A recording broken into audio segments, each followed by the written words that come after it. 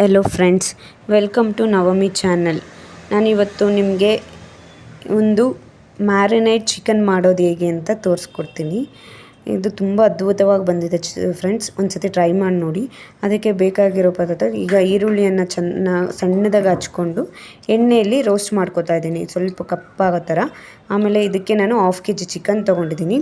ಅದ್ರ ಜೊತೆಲಿ ಒಂದು ಟೊಮೆಟೊನ ಹಚ್ಕೊಂಡು ಎಣ್ಣೆಲಿ ಹಾಕಿ ಅದನ್ನು ಕೂಡ ರೋಸ್ಟ್ ಮಾಡ್ಕೊತಾ ಇದ್ದೀನಿ. ಇದು ರೋಸ್ಟ್ ಆದಮೇಲೆ ಅದೇ ಟೊಮೆಟೊನ ಒಂದರಲ್ಲಿ ಶಿಫ್ಟ್ ಮಾಡಿಕೊಂಡು ಅದಕ್ಕೆ ಹುರಿದಿರುವಂತಹ ಆನಿಯನ್ನ, ಡ್ರೈ ಆಗಿ ರೋಸ್ಟ್ ಆಗಿರೋವಂಥ ಆನಿಯನ್ನ ಟೊಮೊಟೊ ಜೊತೆಲಿ ಹಾಕ್ಕೊಳ್ಳಿ. ಇದನ್ನು ಹಾಕ್ಕೊಂಡ್ಮೇಲೆ ಫುಲ್ಲು ರೋಸ್ಟ್ ಆಗಬೇಕು ಫ್ರೆಂಡ್ಸ್. ಒಂಥರ ನೋಡಿ ಆ ಥರ ಇದಾಗಿದೆ. ಇದಕ್ಕೆ ಒಂದು ಸ್ವಲ್ಪ ಮೊಸರು ತೊಗೋತಾ ಇದ್ದೀನಿ, ಗಟ್ಟಿಯಾದ ಮೊಸರು.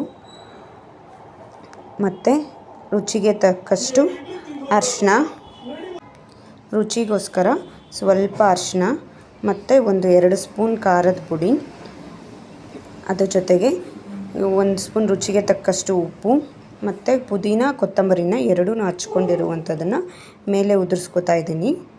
ಇದಕ್ಕೆ ಪುದೀನ ಕೊತ್ತಂಬರಿ, ಹಚ್ಚಿರುವಂಥ ಪುದೀನ ಕೊತ್ತಂಬರಿ, ಅದಕ್ಕೆ ಆಗ 1 ಸ್ಪೂನ್ ಧನಿಯಾ ಪೌಡರ್, ಮತ್ತು ತೊಳೆದಿಟ್ಕೊಂಡಿರುವಂಥ 1/2 kg ಚಿಕನ್, ಇದನ್ನು ಹಾಕಿ ಚೆನ್ನಾಗಿ ಬೆರೆಸ್ಕೊತಾ ಇದ್ದೀನಿ. ನೋಡಿ, ಇದು ಫುಲ್ಲು ಉಪ್ಪು ಖಾರ ಚೆನ್ನಾಗಿ ಹಿಡಿಬೇಕು ಚಿಕನ್ಗೆ. ಆ ಥರ ಫುಲ್ಲು ಬೆರೆಸ್ಕೊಂಡು ಇದನ್ನು ಸ್ವಲ್ಪ ಹೊತ್ತು ನಾನು ಮ್ಯಾರಿನೇಟ್ ಆಗೋದಕ್ಕೆ ಬಿಡ್ತೀನಿ. ಇದನ್ನು ಮತ್ತು ಇದಕ್ಕೆ 1 ಸ್ಪೂನ್ ಚಕ್ಕೆ ಲವಂಗ ಪೌಡರ್, 1 ಸ್ಪೂನ್ ಗರಂ ಮಸಾಲ, ಮತ್ತು 1 ಸ್ಪೂನ್ ಆಚಿ ಚಿಕನ್ ಮಸಾಲ ಹಾಕಿದ್ದೀನಿ. ಹಾಕಿ ಇದನ್ನು ಮತ್ತೆ ಬೆರೆಸ್ತಾ ಇದ್ದೀನಿ.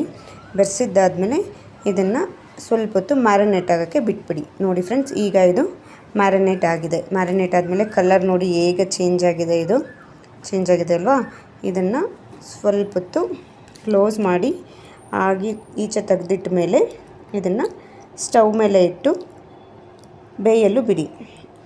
ಏನೂ ಹಾಕೋಷ್ಟಿಲ್ಲ ಫ್ರೆಂಡ್ಸ್ ಇದಕ್ಕೆ, ಅದರಲ್ಲೇ ಎಲ್ಲ ಇದೆ. ತುಂಬ ಫಾಸ್ಟಾಗಿ ಆಗುತ್ತೆ. ಜಸ್ಟ್ ಮ್ಯಾರಿನೇಟ್ ತುಂಬ ರುಚಿಯಾಗಿರುತ್ತೆ ಫ್ರೆಂಡ್ಸ್. ಒಂದು ಸತಿ ಟ್ರೈ ಮಾಡಿ ನೋಡಿ. ನೋಡಿ, ಇದೀಗ ಬೇಯ್ತಾ ಇದೆ. ಬೇಯ್ದ್ಮೇಲೆ ನೋಡಿ, ಬೇಯ್ತಾ ಇರ್ಬೇಕಾದ್ರೆ ಏನು ಕಲರ್ ಚೇಂಜ್ ಆಗ್ತಿದೆ, ಘಮ ಘಮ ಅಂತ ಬರ್ತಿದೆ ಫ್ರೆಂಡ್ಸ್. ಎಣ್ಣೆ ಬಿಟ್ಕೋತಾ ಇದೆ ನೋಡಿ. ಏನೂ ಹಾಕಿಲ್ಲ, ನೀರು ಸಹ ಹಾಕಿಲ್ಲ ಫ್ರೆಂಡ್ಸ್ ಇದರಲ್ಲಿ. ಅದೇನೇ ಎಣ್ಣೆ ಬಿಟ್ಕೋತಾ ಇದೆ. ಇದು ಈಗ ಇದಕ್ಕೆ ಸ್ವಲ್ಪ ಕೊತ್ತಂಬರಿ ಸೊಪ್ಪು ಹಾಕಿ, ರುಚಿಗೆ ತಕ್ಕಷ್ಟು ಕೊತ್ತಂಬರಿ ಸೊಪ್ಪು ಹಾಕಿ ಇದನ್ನು ಇನ್ನೂ ಒಂದು ಸ್ವಲ್ಪ ಬೇಯಲು ಬಿಡಿ. ತುಂಬ ರುಚಿಕರವಾಗಿ ಬಂದಿದೆ ಫ್ರೆಂಡ್ಸ್. ಒಂದು ಸತಿ ಇದನ್ನು ಟ್ರೈ ಮಾಡಿ. ಮ್ಯಾರಿನೇಟ್ ಚಿಕನ್ ಹೇಗಿದೆ ಅಂತ ನನಗೆ ಕಮೆಂಟ್ ಮೂಲಕ ತಿಳಿಸ್ಕೊಡಿ. Thank you for watching.